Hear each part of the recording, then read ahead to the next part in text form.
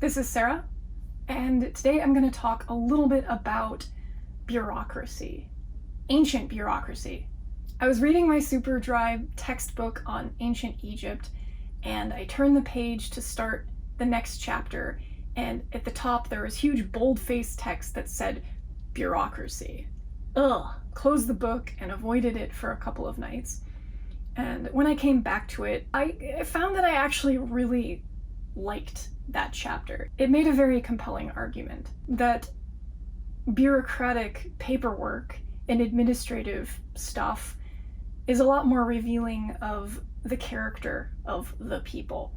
Anything that would give us an insight into the lives of common folk would probably be written on less expensive materials, which were, of course, less permanent.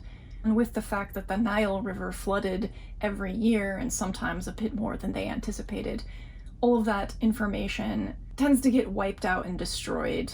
And while it's nice that we have insight to the exploits of pharaohs, we have much less of what normal people were like. And I think that's, to be honest, what I'm much more curious about. Last month, I accidentally stumbled upon the British Museum curator, Dr. Irving Finkel, who is an Assyriologist and an expert in all things Babylon and ancient Near East. Excellent channel.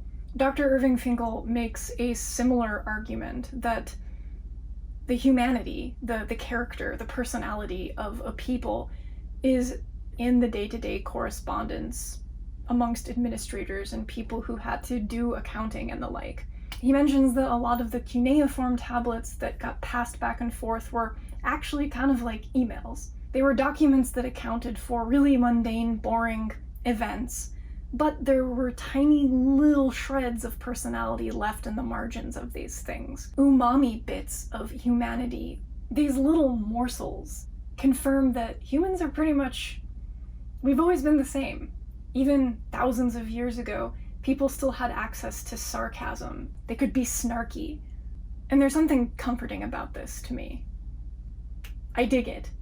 I found this lovely meme right around the same time, I think it was from ancient Babylon, that was precisely a email, a complaint that was registered about either a shipment of ingots, and another one that was about somebody's field of rice or grain not getting watered like it should have been. It was basically like a per my last email sort of snarky written commentary to poke the other person. So nothing has really changed. The tablets, the cuneiform tablets, Dr. Irving Finkel cites in one of his videos that they're roughly the size of a smartphone or a Palm Pilot.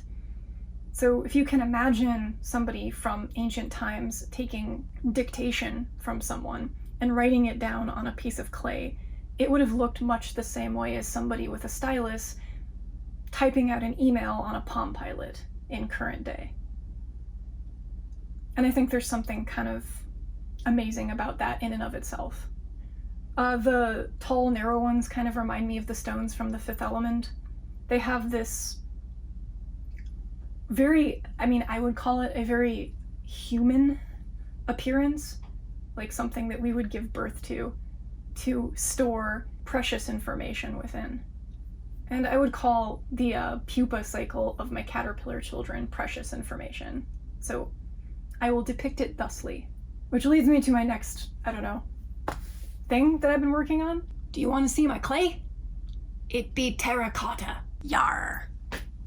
So over the weekend, I ordered a slab of clay, air dry clay, with the interest of taking some of my own administrative work from my own life and documenting it in some level of physical permanence in cuneiform, which I've never attempted to write anything in cuneiform before.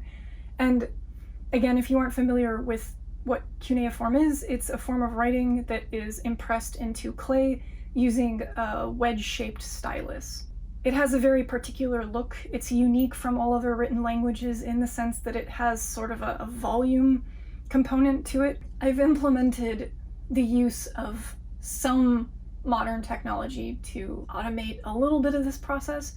Instead of etching my spreadsheet grid into the clay, I'm making a stamp that I can press into the clay to either cut out the uniform size of my templates or mash the lines of my spreadsheet grid into the surface of the clay so that I know where my etchings need to go.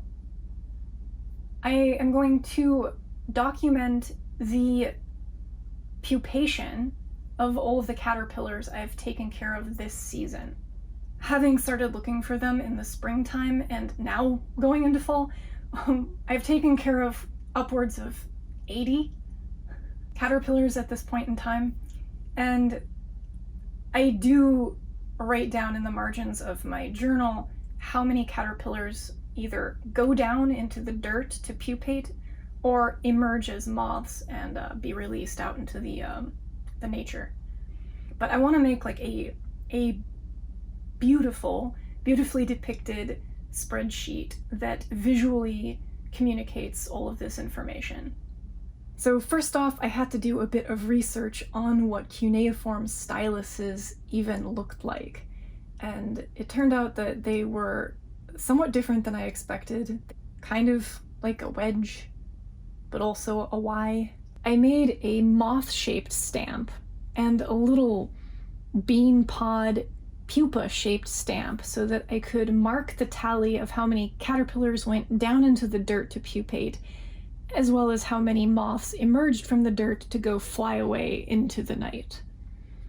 And I wanted to depict the data in a somewhat visual way so that you could immediately make sense of it all. I liked the glyph-like tally rather than numbers or hashes. In the end, the champion for my particular needs turned out to be a martini olive stick made of acrylic that had a triangular shape.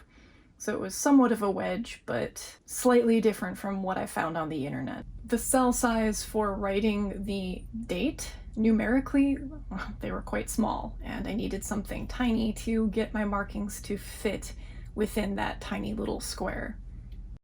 I did end up using the more traditional stylus to write down the names of the months at the top of each tablet, which I researched how to write those in ancient Babylonian. The precise shape of the stylus made a lot more sense as I was doing it. My next document needs to include more cuneiform words because they are quite fun to write. I want to enshrine my accounting, my administrative accounting of these pupa in a way that I can post proudly on the wall of my grow room. Plus, I just want to touch clay again, because I'll admit it has been a long time since I've mashed clay in my fingers. I have a funny story about that.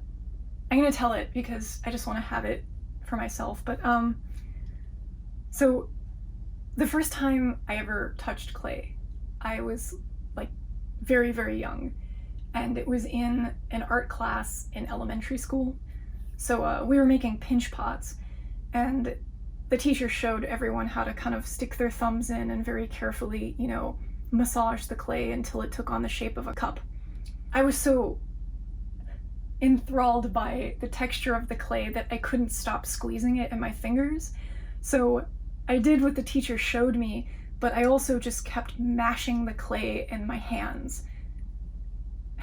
So well beyond it taking on its pinch pot shape, I just kept squeezing it.